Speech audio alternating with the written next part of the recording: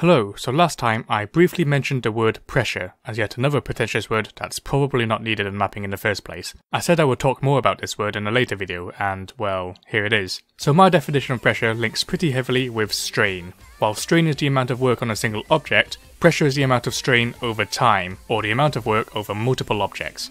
Likewise, while strain and uncomfortable movement are pretty much describing the same thing, pressure describes the same thing as intensity.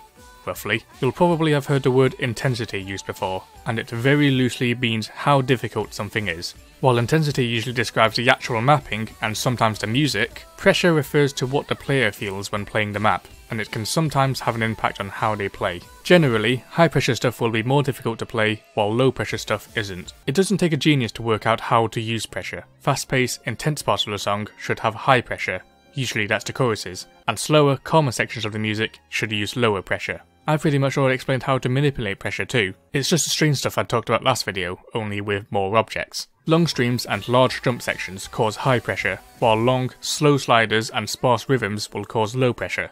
I shouldn't need to be this handholdy, right? But is the concept of pressure just as simple as that? If you answered no, then, well, you're correct. Let's introduce a word that is necessary for us.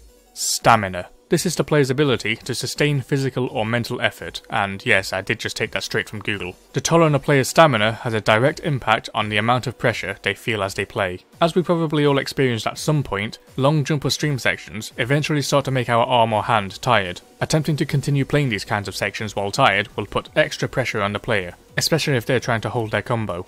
This is especially the case for longer maps which have solos or intense choruses near the end of a song. The player is probably already tired, they are already under pressure from trying to keep their combo for that sweet PP, and you decide to add long streams and larger jumps for the final section just because it matches the intensity of the song. That's pretty cool, mapper. Good job though, I like it. Not that this is necessarily bad though, but it's the reason why the ranking criteria decides to be boring and recommends breaks for long maps and lower difficulties. Depending on the map, there may not be much you can do about this, but, well, it's something to keep in mind. As with strain, pressure can be felt either on the tapping hand or the movement hand.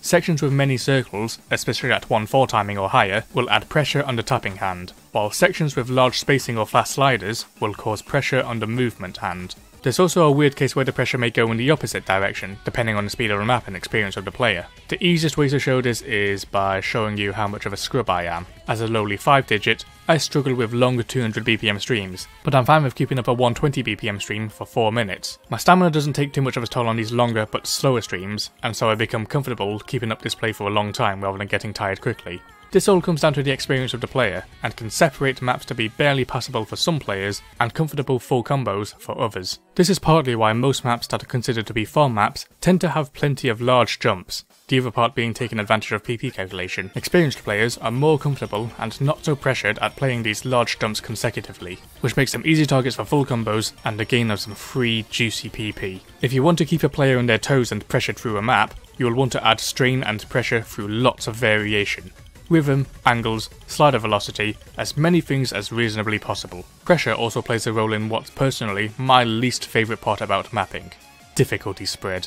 Ideally, a good map spread for an intermediate player would have at least one difficulty that is comfortable for the player to pass, several that are easy full combos, and 1 or 2 that are decent challenges or future goals, unless you're the kind of mapper who extends MP3s to approval, in which case shame on you. Difficulty of a map would be based on the average and peak amount of pressure a player would feel on a map, but there is one glaring issue with using pressure to judge difficulty.